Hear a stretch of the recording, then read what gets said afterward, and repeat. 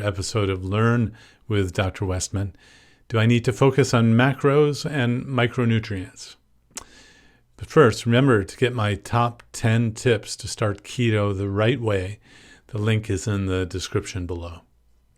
So do I need to focus on macros and micronutrients? Well, the easy answer is if you've been taught how to do keto by me, then no. You don't need to focus on macros or micronutrients. But if you've been taught by someone else or using apps or someone with the mistaken notion that you need to be in ketosis all the time, or if people are worried about nutritional adequacy, then you might have to worry about these things. But let me explain. The method I teach is based on real foods.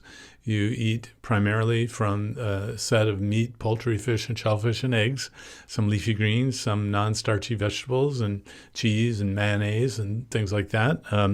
The nutrition that you get is so good that you don't have to worry about a lot of things other people worry about. In terms of macros, everyone agrees that if you're going to be in ketosis, meaning fat burning, maximal fat burning, that you have to keep the carbohydrates really low. And so I suppose if you were focusing on macros, it would be keep the carbs low. But the next level of worry or concern about macros is the amount of protein and the amount of fat and the ratio of those. And some people even worry that you have to have that at every meal or at the end of the day. The ratio has to be right. And I think that's a carryover from the ketogenic diet for epilepsy world, where they have to be very careful about macros all the time. And the diabetes and obesity reversal diet, which started with the Banting diet, and then Allen and Osler, and did not focus on the macronutrient ratios and didn't assume that you had to be in ketosis all day long. Didn't have you measure urine ketones, that sort of thing. So I'm much more relaxed in terms of the protein and fat ratio, but you do have to keep the carbs super low. In fact, some people have come to me saying the keto diet is so difficult because they're using an app and the app tells them to increase the protein or increase the fats, and I don't think an app is good if that's what it's telling you. The amount to eat and what to eat really should be based on you and your body signals, not on any sort of app. And I can recall some people who are relieved because they didn't want to use an app anyway. Now, if you like it and it helps you to stay on track, some people find it helpful, but please don't let the app tell you what to eat. That should be determined by what you like and by the teaching of the dietary approach.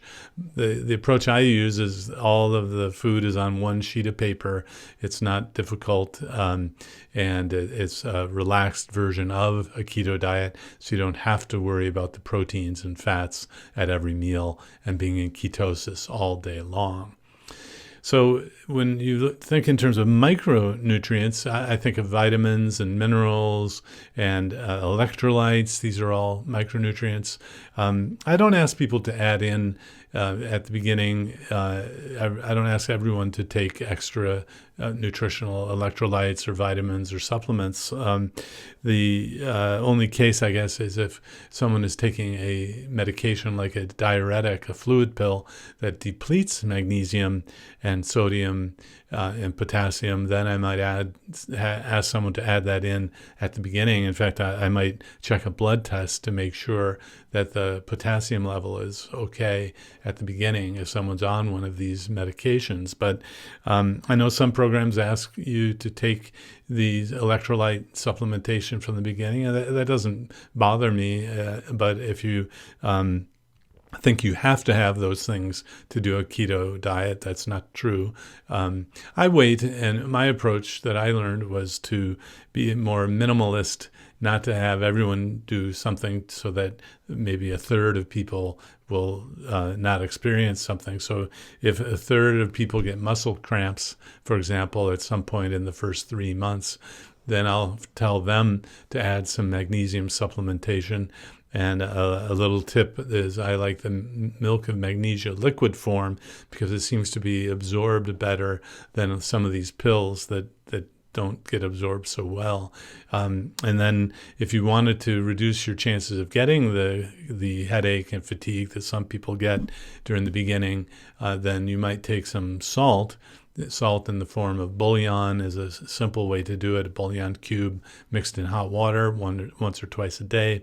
The only concern I have is if you're taking blood pressure medicine or you have heart failure or kidney failure, some sort of issue that you have trouble handling sodium, then I don't want you adding in salt at the beginning unless you're measuring those situations carefully.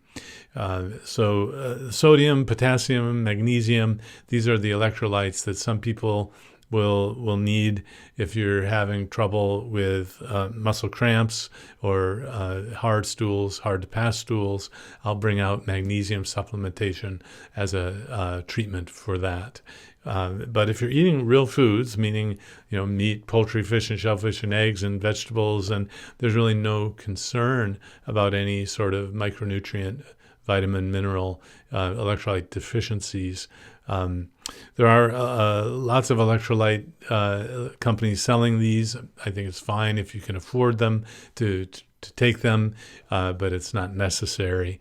So getting back to my first response is that you really don't have to worry about macros and micronutrients as long as you've been taught how to do a properly formulated keto diet, meaning you're not focusing on having fats all day long. You're focusing actually on protein as the main source of nutrition, and let the fats come along with the protein. If you're trying to lose fat off your body, then the last thing you want to do is add lots of oils and fats to the food or drinks that you are eating, because then your body won't burn its fat as well, because it has to burn or it'll prioritize to burn the fat that you're eating over the fat off your body in that order. So the good news is if you learn how to do a keto diet the right way, or one way that's simple and easy, and you don't have to worry about counting macros, the proteins and the fats and the ratios there. You don't have to use an app.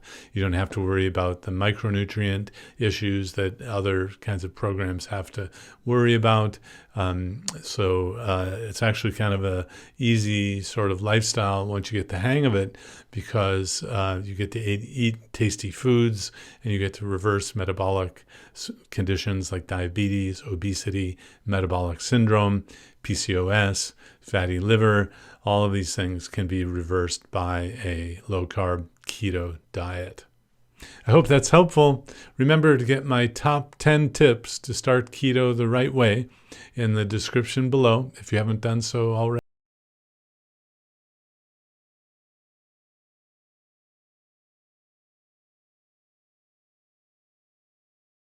Be sure to like, subscribe, and hit the notification bell, and check out adaptyourlifeacademy.com.